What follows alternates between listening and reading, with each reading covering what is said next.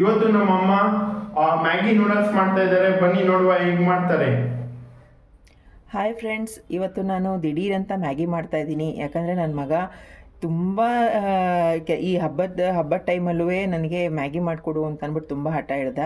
ಹಾಗಾಗಿ ಇವತ್ತು ನಾನು ಮ್ಯಾಗಿ ಮಾಡ್ತಾ ಇದ್ದೀನಿ.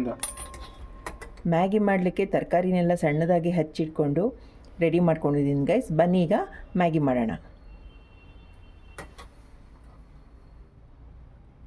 ಮೊದಲಿಗೆ 2 ಸ್ಪೂನ್ ಎಣ್ಣೆ ಹಾಕ್ತಾ ಇದ್ದೀನಿ. ಆಮೇಲೆ ಹೆಚ್ಚಿಟ್ಕೊಂಡಿರೋ ಈರುಳ್ಳಿ,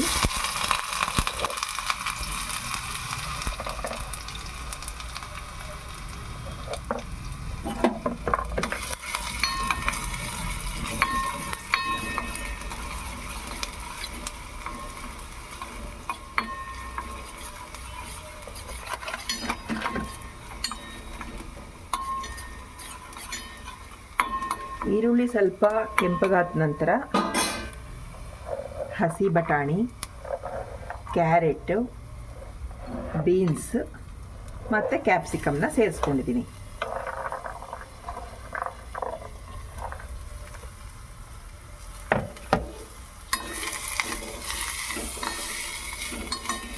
ಇದನ್ನು ಚೆನ್ನಾಗಿ ಫ್ರೈ ಮಾಡ್ಕೊತಾ ಇದ್ದೀನಿ ಫ್ರೆಂಡ್ಸ್.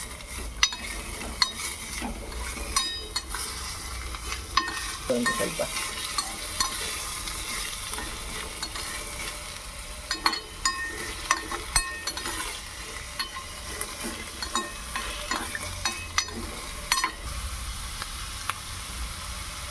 ನಾನು ಸ್ವಲ್ಪ ತರಕಾರಿ ಬೇಯಲಿಕ್ಕೆ ಉಪ್ಪು ಹಾಕೋತಾ ಇದ್ದೀನಿ. ಯಾಕಂದರೆ ಅದು ತರಕಾರಿ ಬೇಯಬೇಕಂದ್ರೆ ಸ್ವಲ್ಪ ಸಾಲ್ಟ್ ಹಾಕ್ಕೊಂಡ್ರೆ ಬೇಗನೆ ಮೆದುವಾಗಿ ಬೇಯುತ್ತೆ.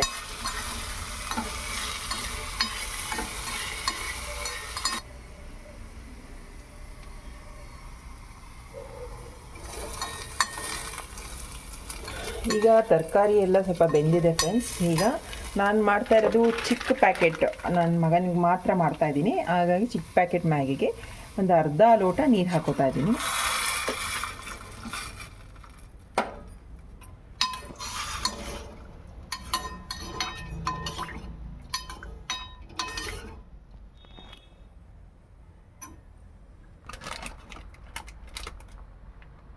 ನಾನೀಗ ಮ್ಯಾಗಿ ಹಾಕ್ತಾ ಇದ್ದೀನಿ.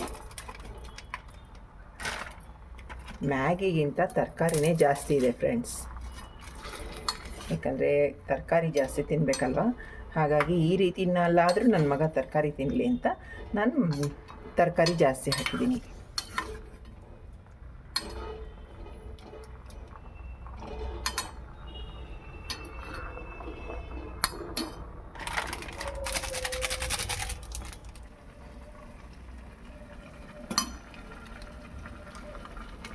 ನಾನು ಇದಕ್ಕೆ ಈಗ ಮ್ಯಾಗಿ ಮಸಾಲ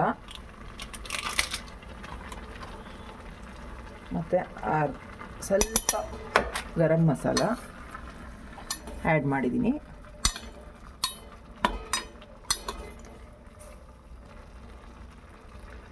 ಸ್ವಲ್ಪ ಚಿಲ್ಲಿ ಪೌಡರ್ ಹಾಕ್ತಾಯಿದ್ದೀನಿ. ಇದೆಲ್ಲ ಯಾಕಂದರೆ ಸ್ವಲ್ಪ ಸ್ಪೈಸಿಯಾಗಿರಲಿ ಅಂತ ಹಾಕ್ತಾಯಿದ್ದೀನಿ ಫ್ರೆಂಡ್ಸ್. ನೀವು ಬೇಕಂದರೆ ಹಾಕ್ಕೊಳ್ಳಿ, ಇಲ್ಲಾಂದರೆ ಮ್ಯಾಗಿ ಮಸಾಲೆನೇ ಸಾಕು ಅಂದರೆ ನಿಮ್ಗೆ ಸ್ಪೈಸಿ ಬೇಡ ಅಂದರೆ ಅಷ್ಟೇ ಸಾಕು ಫ್ರೆಂಡ್ಸ್.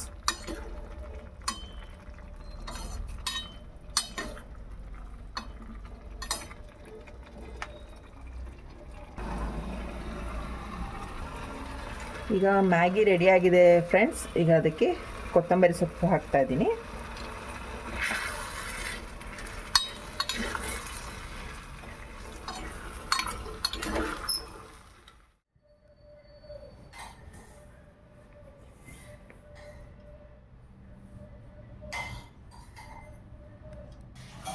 ಮ್ಯಾಗಿನ ನಾವು ಬರೀ ಡ್ರೈ ತಿಂದರೆ ಚೆನ್ನಾಗಿರಲ್ಲ. ಇದಕ್ಕೆ ಸ್ವಲ್ಪ ಈ ಥರ ತರಕಾರಿಗಳೆಲ್ಲ ಹಾಕೊಂಡು ತಿಂದರೆ ಟೇಸ್ಟು ಚೆನ್ನಾಗಿರುತ್ತೆ. ಚೆನ್ನಾಗಿ ಮಾಡಿದ್ದಾರೆ. ನನ್ನ ರೇಟಿಂಗಕ್ಕೆ 10ಗೆ ಒಂದು 8 ಕೊಡ್ಬೋದು. ಸ್ವಲ್ಪ ಉಪ್ಪು ಖಾರಕ್ಕೆಲ್ಲ ಇದಾಗಿದೆ ಅಲ್ವಾ, ಆದ್ದರಿಂದ ಒಂದು 8.5 ಕೊಡ್ತೀನಿ. ನಾಳೆ ಹಬ್ಬ ಇದ್ರೂ ನಮ್ಮಮ್ಮ ಇದನ್ನು ಮಾಡಿಕೊಟ್ಟಿದ್ದಾರೆ, ಅದಕ್ಕೆ ಅವ್ರಿಗೆ ಥ್ಯಾಂಕ್ ಯು ಹೇಳೋಕ್ಕೆ ಇಷ್ಟಪಡ್ತೀನಿ. ಈಗ ನೂಡಲ್ಸ್ ಮಾಡ್ಕೊಂಡಿದ್ದು ಸ್ನ್ಯಾಕ್ಸ್ ಪರ್ಪಸ್ಗೋಸ್ಕರ. ಈಗ ನೆಕ್ಸ್ಟು ಊಟಕ್ಕಾಗಿ ದೋಸೆ ಮತ್ತು ಕುರ್ಮಾ ಮಾಡ್ತಾ ಇದ್ದಾರೆ. ಬನ್ನಿ ಅದು ಹೆಂಗೆ ಮಾಡ್ತಾರೆ ನೋಡ್ಕೊಂಬರೋಣ. ಹಾಯ್ ಫ್ರೆಂಡ್ಸ್, ನಾನಿವತ್ತು ದೋಸೆಗೆ ಆಲೂ ಬಟಾಣಿ ಕುರ್ಮಾ ಮಾಡ್ತಾಯಿದ್ದೀನಿ. ಆಲೂ ಬಟಾಣಿ ಕುರ್ಮಾ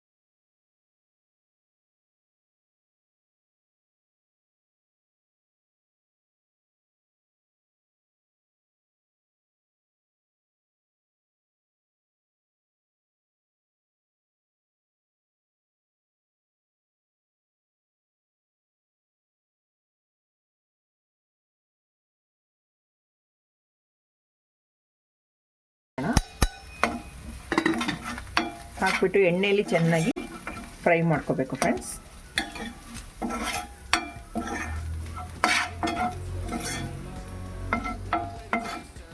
ಈಗ ಮಸಾಲೆ ಪದಾರ್ಥ ಎಲ್ಲ ಚೆನ್ನಾಗಿ ಹೊಂದ್ಕೊಂಡ್ಮೇಲೆ ರುಬ್ಬಿಟ್ಕೊಂಡಿರೋಂಥ ಕಾಯಿ ಮತ್ತು ಗೋಡಂಬಿ ಪೇಸ್ಟ್ನ ಹಾಕ್ತಾಯಿದ್ದೀನಿ.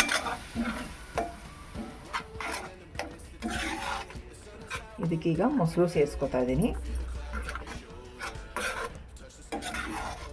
ಆಲೂಗೆಡ್ಡೆ ಬಟಾಣಿ ಕುರ್ಮಾಗೆ ಮೊಸರು ಹಾಕ್ಕೊಂಡ್ರೆ ತುಂಬ ಟೇಸ್ಟ್ ಆಗಿರುತ್ತೆ ಫ್ರೆಂಡ್ಸ್.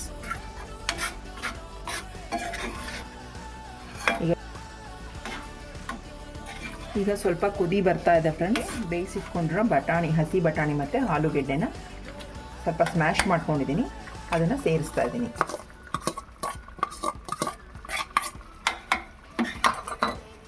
ಈಗ ಎಲ್ಲ ಮಿಕ್ಸ್ ಮಾಡ್ಕೊಳ್ಳೋಣ. ನಿಮಗೆ ಗಟ್ಟಿ ಕನ್ಸಿಸ್ಟೆನ್ಸಿ ಹೇಗೆ ಬೇಕೋ ಹಾಗೆ ರೆಡಿ ಮಾಡ್ಕೊಳ್ಳಿ. ನಿಮಗೆ ಗಟ್ಟಿಗೆ ಚಪಾತಿ, ದೋಸೆ, ಪೂರಿಗೆಲ್ಲ ಸ್ವಲ್ಪ ಗಟ್ಟಿಗೆ ಬೇಕಾಗುತ್ತೆ, ಹಾಗಾಗಿ ಸ್ವಲ್ಪ ಗಟ್ಟಿಗೆ ಇದೆ.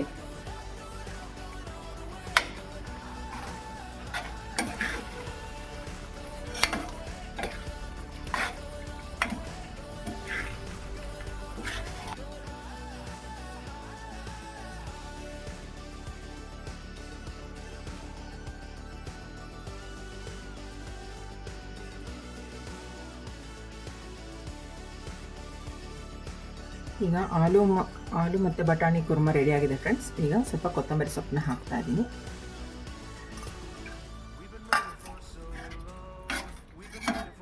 ಸೊ ಫೈನಲಿ ದೋಸೆ ಮತ್ತು ಆಲೂ ಕುರ್ಮಾ ರೆಡಿಯಾಗಿದೆ. ಇದನ್ನು ತಿಂತಾ ಇದ್ದರೆ ನೋಡೋಣ ಟೇಸ್ಟ್ ಹೆಂಗೆ. ಸೊ ಬನ್ನಿ ಟೇಸ್ಟ್ ನೋಡೋಣ. ಟೇಸ್ಟಿಯಾಗಿದೆ.